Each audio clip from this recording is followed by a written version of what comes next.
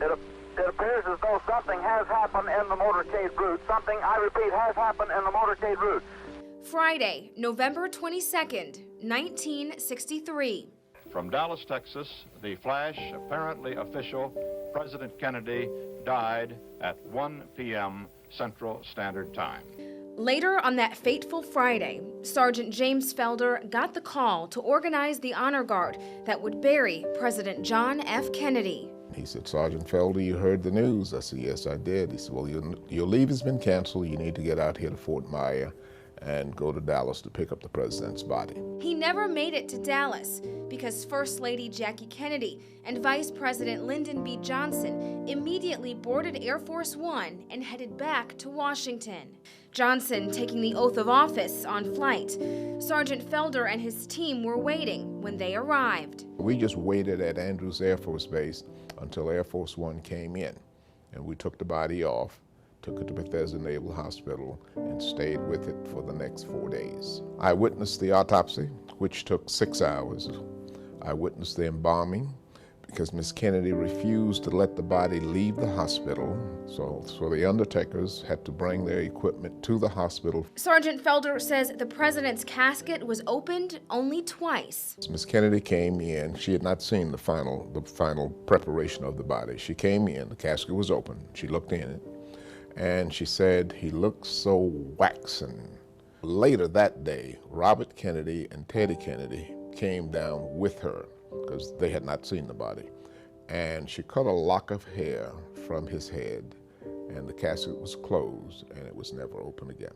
It remained closed while dignitaries from around the world came to the White House to pay their respects, including 2 men on different sides of the civil rights movement. It was George Wallace, governor of Alabama, and Chief Justice Earl Warren.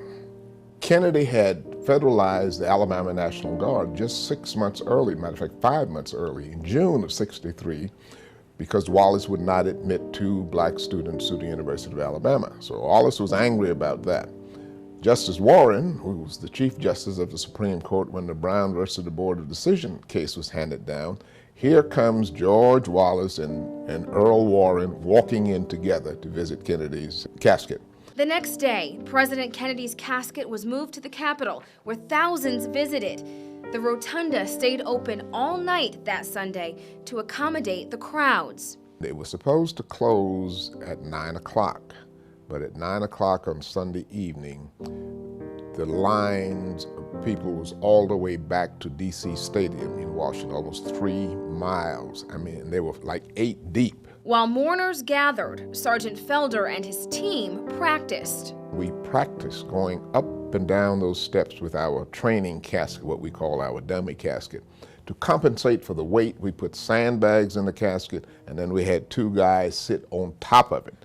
And we practiced carrying it up and down the steps, because we knew what we had to do at the Capitol, and we wanted to be flawless. A whirlwind 3 days, from assassination to burial. There are many memories Sergeant Felder will never forget, including John saluting his father.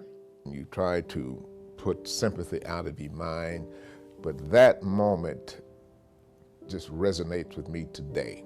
I can still see him standing there. He was only 3 years old. Matter of fact, it was his birthday. And here he is at a funeral with all these adults around, and he was fidgety and all of that, but he did make that, he saluted his father. And I don't think he really realized what was going on at the moment, yeah, but he did. That moment stays with me more than any other.